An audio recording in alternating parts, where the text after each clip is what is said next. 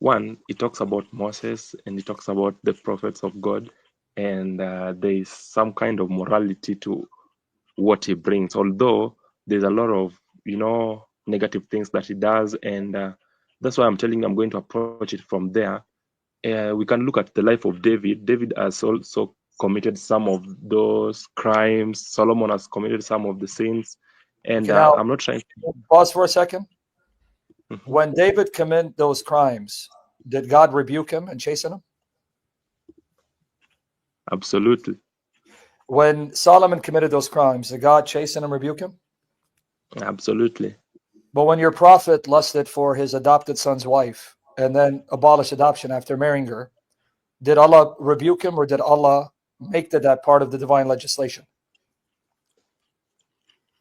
Allah picked it as a part of, he told him you shouldn't be afraid to do this, Exactly. that he has already planned for this to happen. So So I you want everyone to hear see, what you said. Allah already when planned for Muhammad to commit adultery in his heart, lust for a married woman, and lust for his adopted son's wife, causing the divorce, to marry her and then destroy adoption. So your God decreed this, so how can it be the God of the Bible?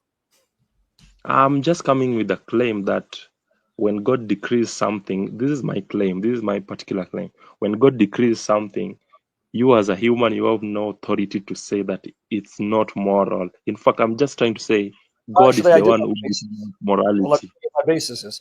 I don't assume God decreed it. That's the argument, what he's giving you. Prove to us Allah is the God who decreed it, because you went to the Bible.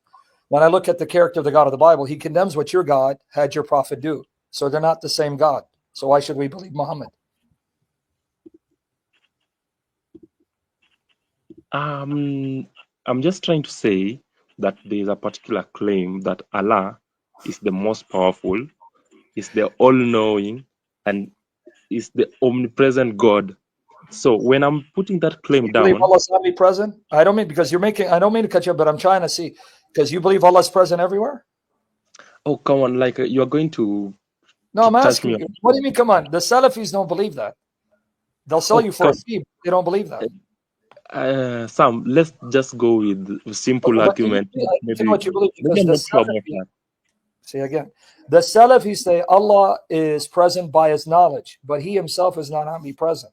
Do you believe that? No, I've just retracted my statement. I've just said that Okay. I'm not sure about the omnipresent, so I don't feel like maybe you need to go hard on me on that. But Okay, I'm my not. I'm claim just is wanting clarification. Go ahead. Go ahead. my my claim is so simple that God has that power to declare the things that you perceive as wrong, he can declare them as right. Because I see. initially we know so well that morality depends on God. So you can't make a claim that one day God now decides something that you've been thinking that it's immoral, now he turns it another day, he makes it to be moral. So then you have to be wondering like, oh, like now God has now become immoral when you know so well he is the source of morality. So in this specific context where Sam has brought up, where the issue with Zayd and Muhammad, I'm just trying to put that concept and in that context that that day God decided that giving the wife of Zayd to Muhammad is something that was necessary. I don't know how it I was see. necessary, but Good. uh, I'm very specific with the So I want with this everyone to hear thing. what you said. You're admitting Allah gave a man's wife to your prophet. That's what's written. Like it's right Good. there. I can't deny that. So you admit that, but then the example was, and then Jay is the one who knows logic. He can then come and put those. But I just want everyone to hear this. I'm glad you're honest enough to admit that. But the example for Muhammad doing was that, according 33:37, was so that he could set an example for other men to also marry the divorced wives of their adopted sons, right? Exactly. Yeah. Okay, good. You're honest. I really respect that, because I have to force myself to admit that now. But then you then know that then right afterwards, abolish adoption, right? Exactly. I know that. Oh, good. You know this. So then what kind of example was Muhammad setting by marrying the divorced wife of his adopted son so that other people can do it when Allah knew he's going to abolish adoption? This kind of feels like, like a long-term effect on the things, because I'm going to be very honest. I don't know what's the purpose or what's the principle that Allah is trying to play with us there about giving Zayd's wife to Muhammad. But yeah, I want you to hear me out. I want you to hear me out. Like Can I ask one more question? And I'll hear you out. Just one more question. Okay. One more. And I promise I'll let you out. Here's it. So Allah took a woman. Okay, Zayd was married to this woman, and he was intimate with her.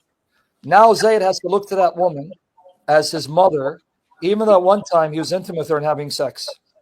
Don't you think there's something weird with that picture?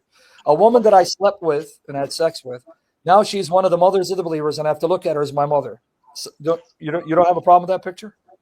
You do realize that I admitted that, okay, personally I don't agree with that, with the whole of that concept. Personally, I don't agree with it, but I want you to hear me out. Just give me this time. Hear me out a bit. Personally, I don't agree with that whole concept of Zayd's wife becoming Muhammad's wife. But hear me out. My point is, God can decide one day that killing all humans on earth is moral. Then he can do it. I want you to hear me from that perspective. He can decide one day that killing all humans on planet earth is moral. Then he can do it. Then we have nothing against him. Although you guys can come across then say that, okay, that's not God, but we know so well that God one day can decide that. It's an open possibility.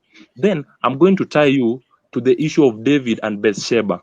When David commits adultery with Bathsheba, God knows it's a sin, and God comes and rebukes David about it. After he rebukes David about it, there is a punishment that David faces, and that punishment is that Bathsheba gives birth and the child dies. I don't know if I'm correct on that. Yes, 2 Samuel 12. Yeah, what about it? Okay. So take it from this perspective. Bathsheba gives birth, the child dies. We know back then God says no child will be paying for the sin of who? Yeah, you're going to another Ezekiel 18 to run. You're taking those out of context. So you're jumping from here and here. I'm going to bring the argument to the issue of Zayd. I'm going to bring it back. I'm going to harmonize it. There's no moral equivalence. Let me explain why. I'm going to harmonize it. Just let me address your false analogy. I know you want to preach, but take it easy. It's not just preaching. No. Let me finish the argument. Okay. So the point is, there is a time that God said that it's moral to not punish the child in place of the father. But today, in terms of David, God has decided. You're misquoting. This is the third time I just told you. You're misquoting Deuteronomy 5. Go ahead. I'm listening. Deuteronomy 24:16, and you're misapplying Ezekiel 18. So this is why I say, stop preaching. Let me correct your mistake.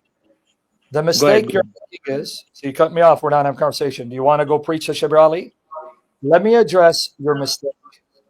If you read Ezekiel 18 in context, that has nothing to do with whether someone's actions can affect someone else, good or bad. In other words, if I'm a drunk driver and I smash into a car and I kill everyone in that car, they suffer because of my sin, but they're not punished for my sin. I'll be held accountable for that sin. You're confusing apples and pineapples.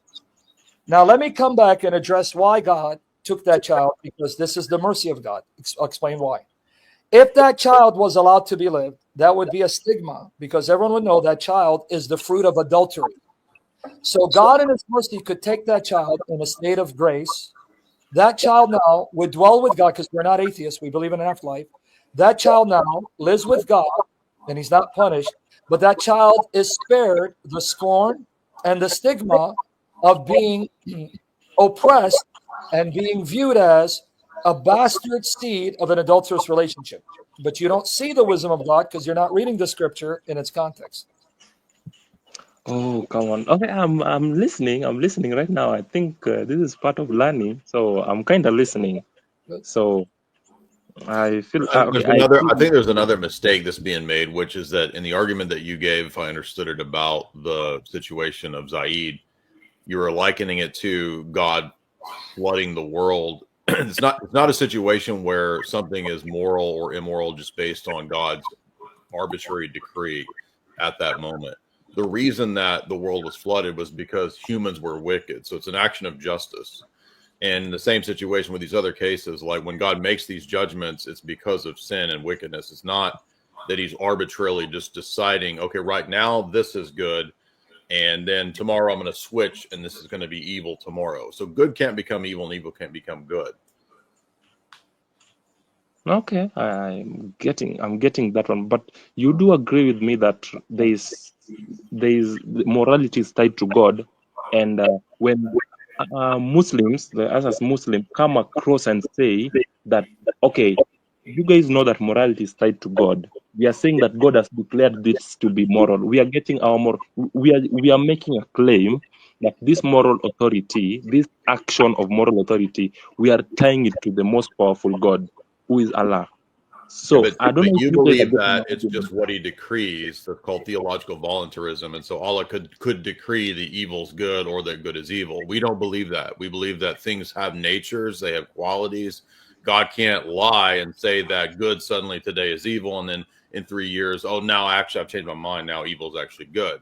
Why? Because, as Paul says, it is impossible for God to lie because God's character dictates his actions. Because he has a holy nature, holy character, he will never do something evil or declare good to be evil. But as I understand your Quran, Allah is actually a really cunning deceiver, and he tricks people with phantasms of Jesus being, killed on the cross, but it didn't really happen. So you actually have a God who literally engages in deception and lies. We don't. It's not the same. Okay. But okay. That Can you point. give us Okay, some maybe positive proof that kind of Muhammad is a getting. prophet? Because we spent 20 minutes on morality. He wants an argument for why Muhammad is a prophet. Can you give us at least something so we don't talk about morality and how it can change depending on circumstances because Allah can do what he wants? What's the proof Muhammad is a prophet? Because that's what One Gabriel of wants. I'll just go with the kind of influence that he has. It's parallel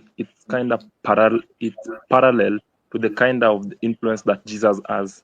So I don't know if God is just sitting down, and if Muhammad was a false prophet, I don't know if God is just sitting down and saying that, okay, this man is so powerful, is overtaking me in terms of people who are believing in him and the impact that he has. I don't know if So how you guys can So claim all that. of the people who believe in false polytheistic religions, are they also of God? Does that prove that polytheism is true? Because probably a majority of the world still believes in some kind of polytheism.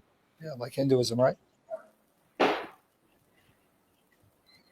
I wouldn't talk for Hinduism because I don't know anything about Hinduism. But if they But do you brought understand for the me, point, though? Because the point is that the argument that you made was that God wouldn't allow this influence to be there unless it was of God. And by the same token, Hinduism has duped millions, perhaps billions of people. So why isn't Hinduism true? Yeah. Especially in India, the militant Hindus are persecuting Muslims, Christians. They seem to be dominant. but that one is on a scale of India. So on a scale of of the whole earth, it depends. I don't know if you guys are getting my argument. My argument is, That's an arbitrary this point. That's different why it sect. doesn't work. It's a bad argument because it's arbitrary. So, like, what's the number by which is it? What, 2 billion? If 2 billion people believe it, then it's true and of God. 1 billion. That's the point. Is that it's arbitrary. It doesn't make any sense. It's not going to be Feel you. proven by the number of people. So, You're what, the just religion becomes true when 1 billion and one person believe it? I mean, this is a silly argument.